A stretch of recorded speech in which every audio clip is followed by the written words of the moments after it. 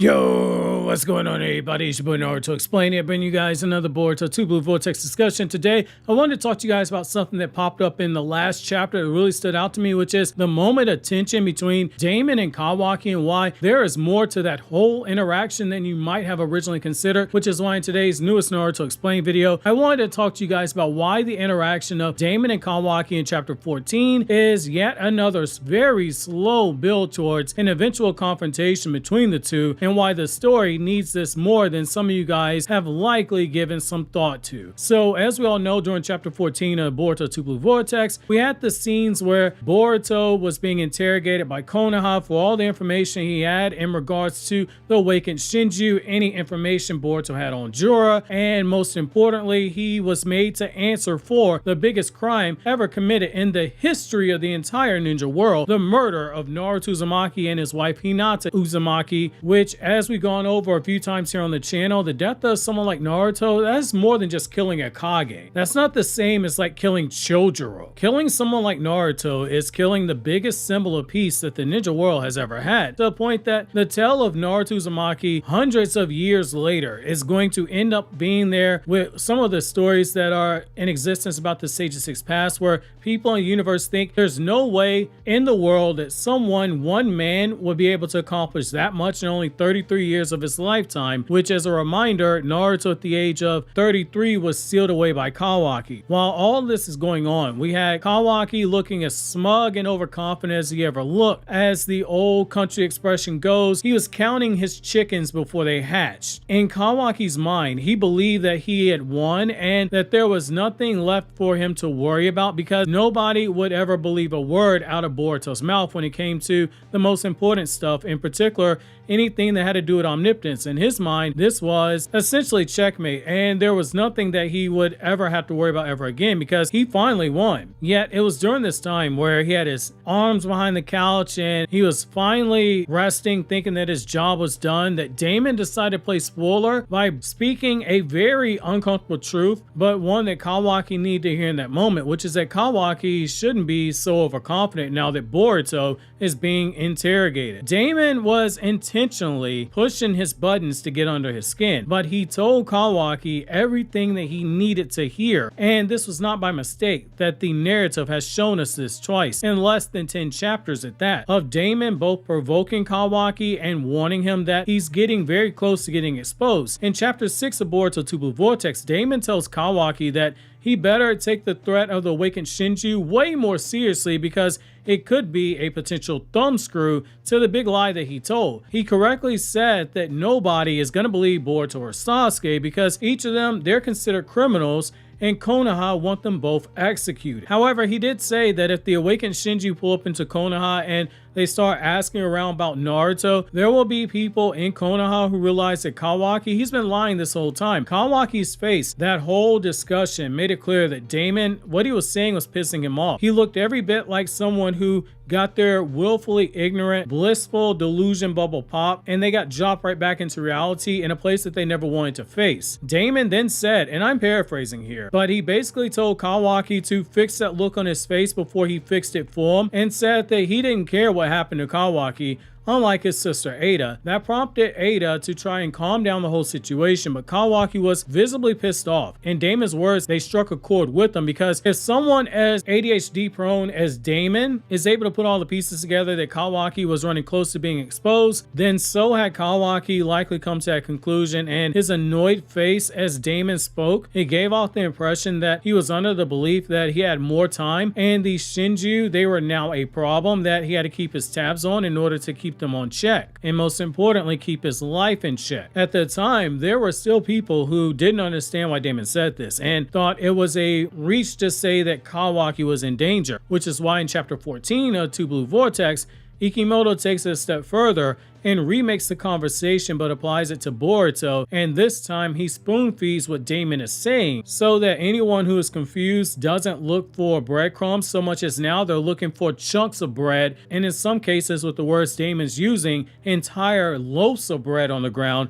so there's zero room for confusion. He told Kawaki that he better be worried about what happens if Boruto gets into interrogation, and he suddenly decides to turn snitch on him, and Kawaki took the bait by giving him the "what are you talking about" look, which made Damon start smiling because he knew he was about to touch the Naruto button on Kawaki and get directly under his skin. Damon told Kawaki that if Boruto were to say theoretically snitch on Kawaki, nobody would believe Boruto about the whole Kawaki and I switch lies part of his story, which, as we saw when Ada and Boruto explain it, it doesn't matter how you break down omnipotence to somebody, the very concept of omnipotence, it doesn't stick in their minds. And as Sasuke said, as more time passed, he felt his mind telling him to accept the issues that he should have been alarmed with, and in this chapter, we're shown how big that struggle is, which Shikamaru, a whole day later, after learning the truth about omnipotence, he couldn't even remember the word itself and was having trouble recalling everything Boruto said, and was fighting like hell to cling to his belief that Boruto was innocent and that he was really Naruto's son. But as we saw, it was a constant fight for him. Omnipotence is a worthy opponent. So Damon is right here. Statistically speaking, 99.99999% of people,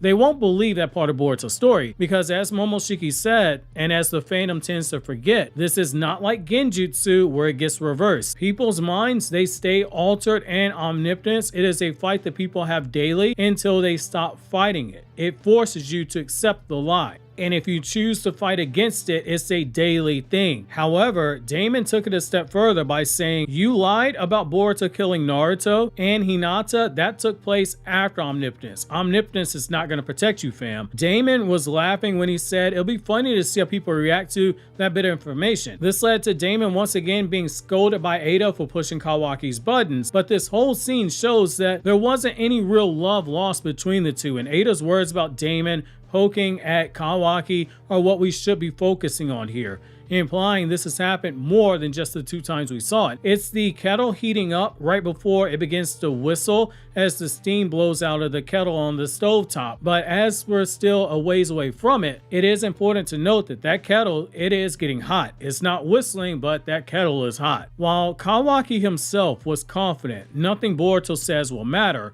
because at the end of the day, people, they're still going to believe that Boruto is a murderous traitor. They're going to believe Kawaki, the guy who they believe is Naruto's son. But based on past behavior, Damon, that's not going to stop him from poking at Kawaki when the time comes for him to do it again. He's not going to be able to resist himself, and why would he? Poking fun at Kawaki comes second nature to Damon as me deciding to troll characters on thumbnails. It's going to happen. The last time he fought Kawaki, he knocked that boy unconscious, and he proved himself the alpha of that whole house. If he told Kawaki to sit on the seat and take a leak, Kawaki wouldn't even get to say he'll remember to lower the seat for Ada and be considerate, because Damon would tell him, don't even worry about letting the toilet seat down, because you're going to sit down to take a leak from now on. And Kawaki would have to do it. Otherwise, Damon, he's going to set his box of animal crackers down, he's going to beat him with that train set that he has, and he's going to knock him unconscious again. There's going to come a point at some point in the future, maybe not the next time or the time after that, but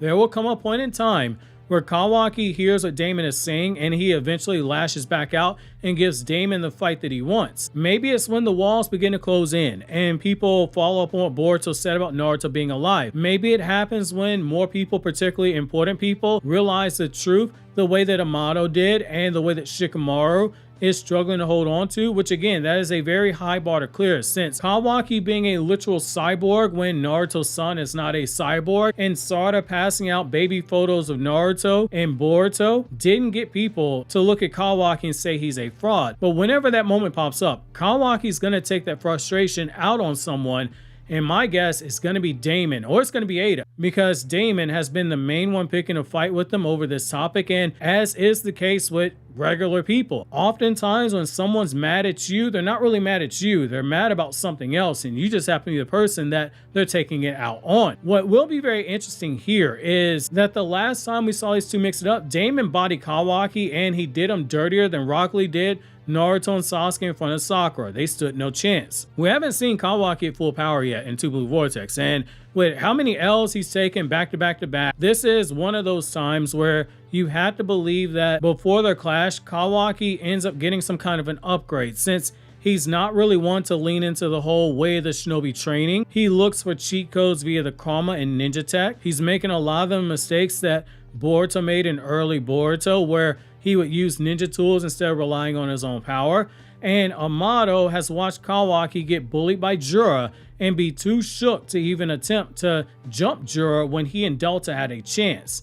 There's too much incentive to power Kawaki up through ninja tools in terms of that method, particularly for someone like Amato who needs Kawaki so he can revive his daughter. So all signs point towards that inevitable moment where they end up powering Kawaki up, and someone like Damon is the right person to unleash that new power for a few different reasons. Damon is someone who Kawaki, he's always been at odds with, but he is also someone who has never shown his full power yet. That line was dropped in Boruto Part 1 for a reason. At some point, we're going to see him use his full power, and it would be poetic if the person he ends up using it on ends up being someone he used to bully, like Mamushi, who was made up of Bug's chakra, or Kawaki, who Damon has been tormenting for the last 3 years. It would be poetic that Damon does not get the chance to fight Boruto or Himawari like he wanted to, but instead he gets bullied by Kawaki during that build-up, and it would be the last thing that most readers would expect, and it would serve as an effective reset on Kawaki in terms of expectations, which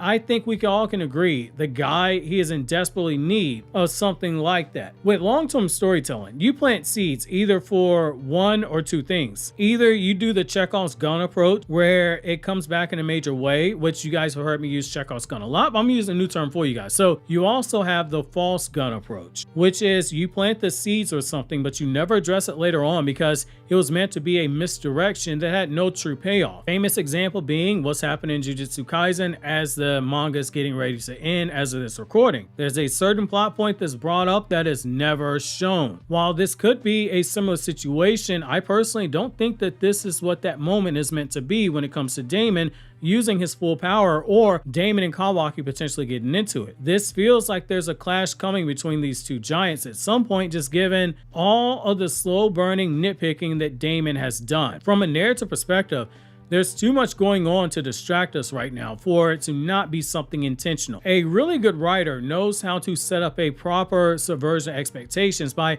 having so many different pots that are in the fire set to go off back to back to back, where the reader is constantly playing catch up, and all those conflicts, they just build off of one another. In some cases they're interconnected, but you eventually pull the rug out from underneath you as a reader when the reader least expects it, because of how much the story has set everything else up. Very similar to how in the manga for Naruto you had zero indication that Jiraiya was out looking for Pain's location, let alone that he was going to go fight him, because the story was so focused on the death of Orochimaru and the hunt for Itachi by Sasuke's team and the joint Konoha team led by Kakashi.